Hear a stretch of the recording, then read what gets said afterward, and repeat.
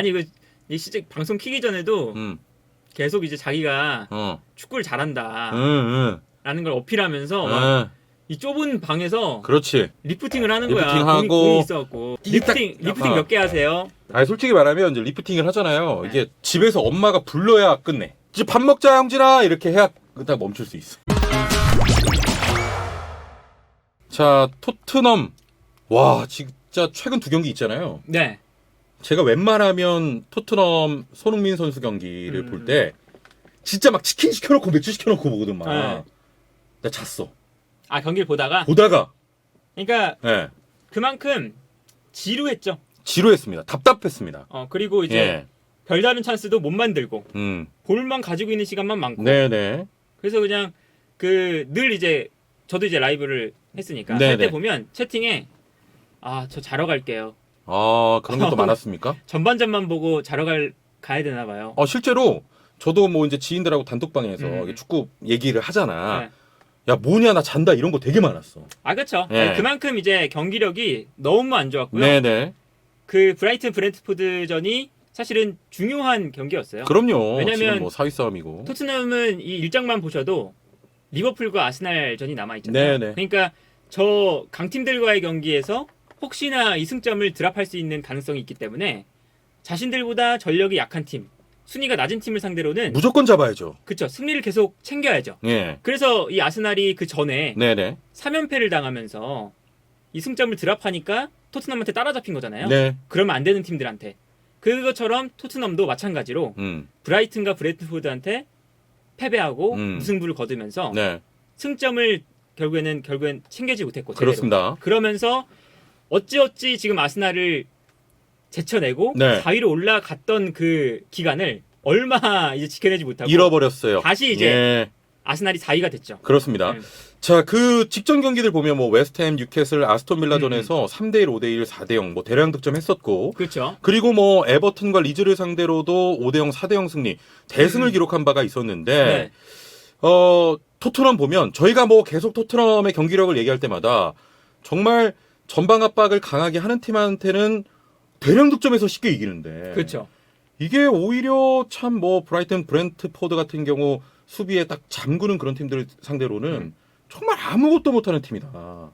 그러니까 늘 이제 우리가 저 대량 득점하고 최근에 2경기 이 흐름이 정말 극명하게 대비가 되죠. 네. 브렌트포드 이 브라이튼전은 진짜 슈팅다운 슈팅을 한 번도 때리지 못했고, 심지어는 이 브렌트포드전에는 유효 슈팅이 한 번도 없었죠. 네. 손흥민도 슈팅을 단 한 차례도 못 때린 경기였고요. 네. 그 정도로 슈팅을 못 때렸는데 그 전 경기들 아스톤 빌라, 뉴캐슬, 뭐 웨스트햄 경기를 보면 득점을 엄청 많이 했거든요. 그렇습니다. 근데 아스톤 빌라, 뉴캐슬, 웨스트햄과 브렌트포드와 브라이튼 이 두 팀 간의 스타일 차이도 좀 극명해요. 네.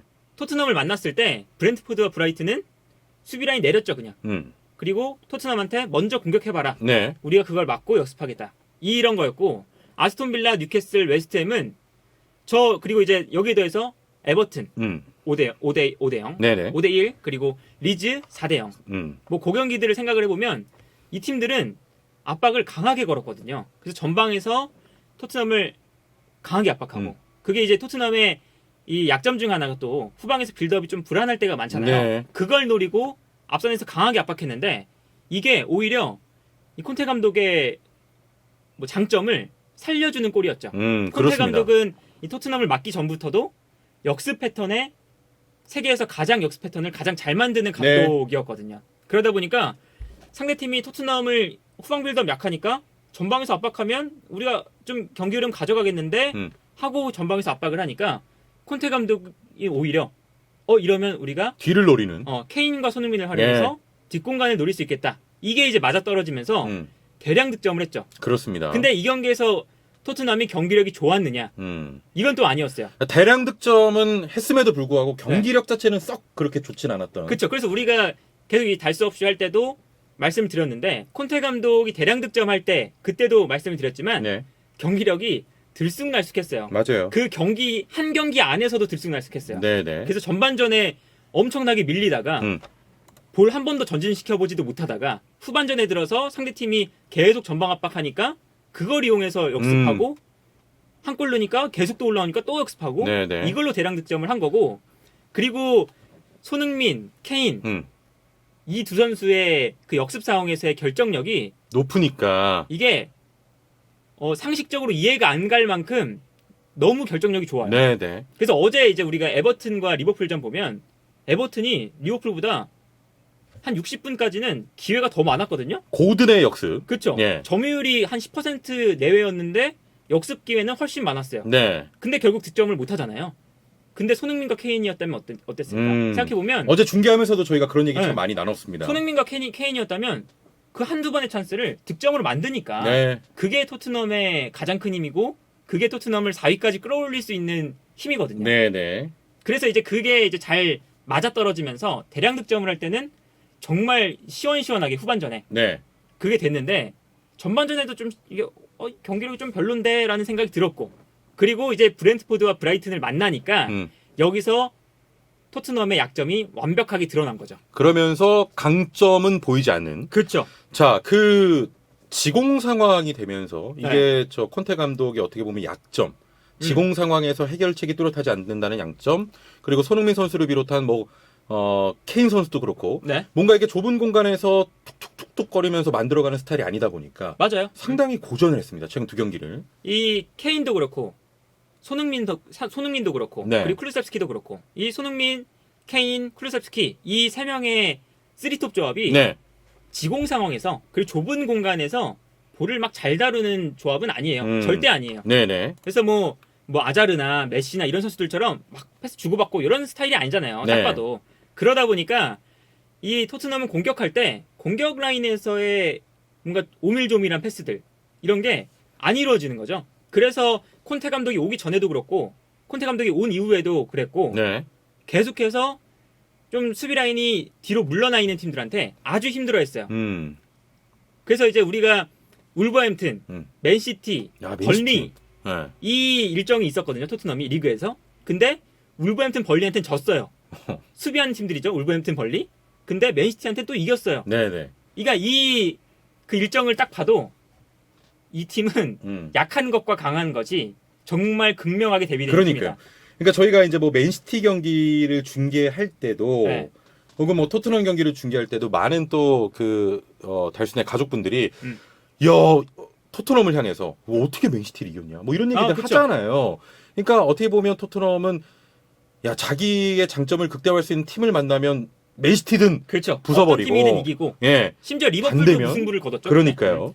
근데 반대면 진짜 아무것도 못한다. 네네. 그 브렌트포드전만 봐도 정말 아무것도 못했다. 그렇습니다. 그리고 이게 사실은 뭐 손흥민, 케인, 클루셉스키가 오밀조밀한 패스를 한 유형의 선수들이 아니더라도 이걸 풀어낼 수 있는 방법은 충분히 있어요. 네. 중원에서 패스를 에릭센 같은 선수들이 잘 그렇죠. 찔러준다거나 네. 만약 에릭센이 있었다면 아니면 좌우 측면에서 좌우 윙백이 지금 토트넘은 3-4-3 쓰잖아요. 그래서 윙백들이 넓게 벌려주면서 수비를 측면으로 끌고 나오면 그때 손흥민, 케인, 쿨루셉스키한테 공간이 생겨요.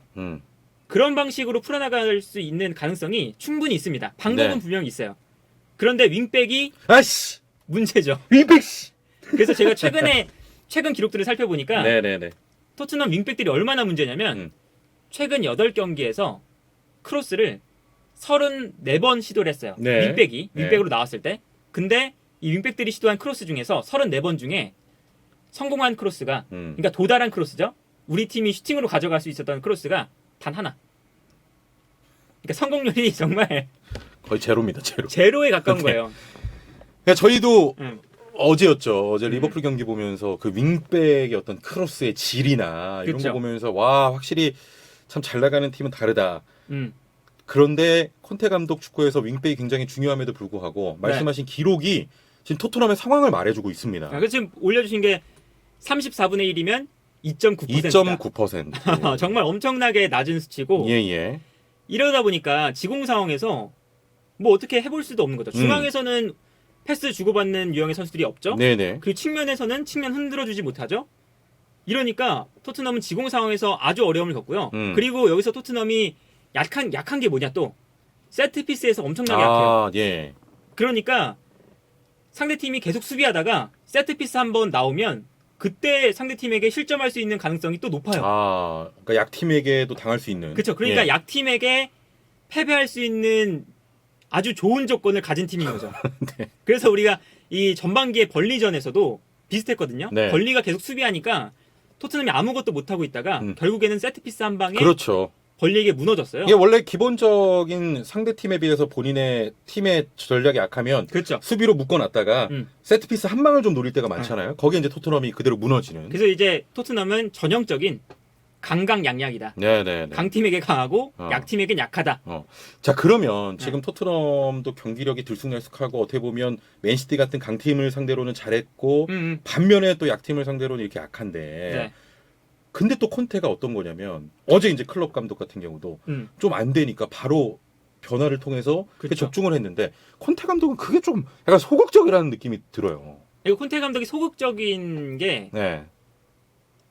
이 토트넘에서의 문제만은 아니에요. 첼시 때도 그랬고요. 예전부터. 인터밀란 때도 그랬고요. 네네. 계속해서 팀을 갈 때마다 이 감독은 모험수를 던져야 되는 때에 왜 공격수를 안 늘리냐. 네네. 그때마다 그리고 콘테 감독이 이번에 브렌트포드전도 끝나고 인터뷰를 했어요. 우리가 밸런스를 잃게 되면 실점할 가능성이 있어서 실제로 세세뇽을 빼고 산체스를 넣었죠. 네. 그건 이제 결국에는 중앙 수비수 그냥 유지하겠다. 3명. 이건데 우리가 밸런스를 잃으면 안 된다. 이렇게 인터뷰를 했는데 인터밀란에서도 그랬고 첼시에서도 그랬고 경기가 안 풀릴 때 많은 사람들이 왜 그 보험수 공격수를 넣어야 되는데 왜 수비수를 넣냐. 네. 왜 안 늘리냐. 이럴 때마다 인터뷰를 했습니다. 우린 밸런스가 중요하다. 내 축구는 밸런스를 그러니까 그거는 감독의 선택이에요. 네. 그래서 그럼요. 성적이 나오면 그러면 되는 건데 성적이 지금 안 나오는 경기가 하나 둘씩 생기고 있으니까 그리고 강약점이 문제인 거죠. 너무 잘 보이는데 약간 조금 변화를 해보는 건 어떨까 이런 이제 팬들의 그렇죠. 생각도 있는 거죠. 원래 이제 그런 감독이니까 사실 네. 그런 건데 이제 콘테 감독이 여기에 대해서 원래 지공 상황에서의 이 전술 이제 짜는 게 그렇게 좋은 감독은 또 아니에요. 아, 지공 상황에서 좀 약점을 갖고 있는 감독이군요. 역습 예. 상황에서는 정말 베스트 감독. 네. 진짜 전 세계에서 가장 역습 전술을 잘 짜는 감독 중 하나인데 지공 상황에서는 그렇게 전술을 잘 못 짜요. 네. 그래서 인터밀란도 그렇고 첼시에서 이때도 똑같은 문제가 있었어요. 지공 상황에서의 좀 뭔가 아쉬운 것들. 그런데 이렇게 역습은 강하고 지공은 좀 아쉬운 감독이 역습은 강하고 지공은 아쉬운 토트넘을 만나니 강점과 약점이 더욱 극명하게 나타나는 거죠. 극명하게 좀 드러나는. 그렇죠. 예, 그렇습니다. 그래서 브렌트포드전 이런 평균 위치, 네. 선수들의 위치를 보면 이게 참 답답하죠. 음. 브렌트포드가 수비 라인을 내렸음에도 불구하고 선수들의 위치가 생각보다 높지 않고. 예, 그러네요. 중앙에 다 몰려 있는. 그렇죠. 심지어 이제 오른쪽을 보면 오. 4번이 로메로예요. 네. 12번이 에메르송이거든요. 로메로가 좀 더 올라가 있죠. 예. 에메르송이 제대로 못 올라가 줬다는 겁니다. 예. 그리고 이제 클루셉스키가 21번인데 클루셉스키가 답답하니까 계속 내려와서 볼을 받은 거죠. 볼이 안 풀리니까. 네. 뭐 이런 이제 패스맵이 나타날 정도로 그 정도로 지금 토트넘이 지공 상황에서의 문제점이 너무 분명하게 있다. 네, 그렇습니다. 자, 이제 그러면 조금 정리를 해볼 텐데, 네. 자, 남은 일정 중요하죠. 이제 4위 싸움 그렇죠. 그야말로 엄청 치열하게 펼쳐질 텐데, 리버풀, 아스날 이런 강팀보다 오히려 번니나 노리치 이런 팀들이 토트넘에게는 더 위기가 될 수 있다. 이렇게 좀 정리해 볼 수 있을 것 같아요. 제가 생각하기에는 예. 리버풀과 아스날전은 그리고 레스터 시티전은 오히려 토트넘이 좋은 흐름을 가져갈 수 있어요. 상성상. 네, 그리고 이제 우리가 늘 리버풀이나 맨시티를 토트넘이 만날 때 이거 어떻게 이겨 이랬는데 그 경기 결과가 늘 좋았어요. 네. 근데 그런 거 보면 토트넘은 상성상 저 레스터, 리버풀, 아스날이 오히려 더 잘 풀리는 경기가 될 수 있고 오히려 저게 더 좋을 수 있지. 네, 반면에 번리를 만날 때마다 늘 토트넘이 약했어요. 네네. 그리고 노리치 시티도 당연히 수비적으로 나올 거고 물론 이제 노리치 시티는 저때 되면 강등이 확정될 가능성이 높습니다. 네. 하지만 어찌됐든 벌리와 노리치처럼 수비 라인을 내릴 것 같은 팀들에게 더 약할 수 있다. 네. 그리고 이 토트넘이 승점을 잃으면 안 되는 경기들 예상치 못했던 벌리전과 노리치 시티전에 네. 오히려 승점을 잃어버릴 수 있을 가능성이 있다. 그렇습니다. 예. 자, 저희가 뭐 이제 내기를 하면서 이제 그 출연료 몰빵 4위 저는 토트넘, 패너님은 아스날에 걸었는데 두 경기 진짜 그래서 이제 출연료 내가 줄 것 같아 이제. 근데 그 전주에만 생각해 보면 아 그러니까 이거 토트넘 간다. 어. 이거는 갈 것 같아. 아 그리고 제가 왜 토트넘의 4위를 예상했냐면, 그러니까 뭐 패널님이 이제 분석하고 이제 상성 이런 것도 따지는데 제가 봤을 때는 그래도 남은 일정이 좀 유리하니까 그쵸. 4위를 걸었단 뭔가. 말이야. 두 경기를 이렇게 하면 안 되지. 나 요즘 돈도 없는데 지금 출연료 좀 안 돼 이거 지금. 사기론 쓰신 분도 토트넘이다. 그게 또 벌써 사기론으로 바뀌었어? 4위론인데 사기론으로 바꾼 거야?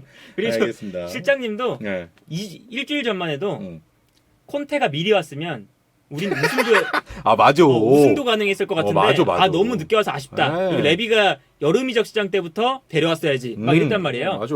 지금은 또 어떠냐? 답답해서 못 보겠다. 그러니까 이게 이 토트넘이 시즌 내내 그리고 경기 내내 그리고 경기 안에서도 심지어 기복이 너무 심해. 롤러코스터를 타고 있습니다.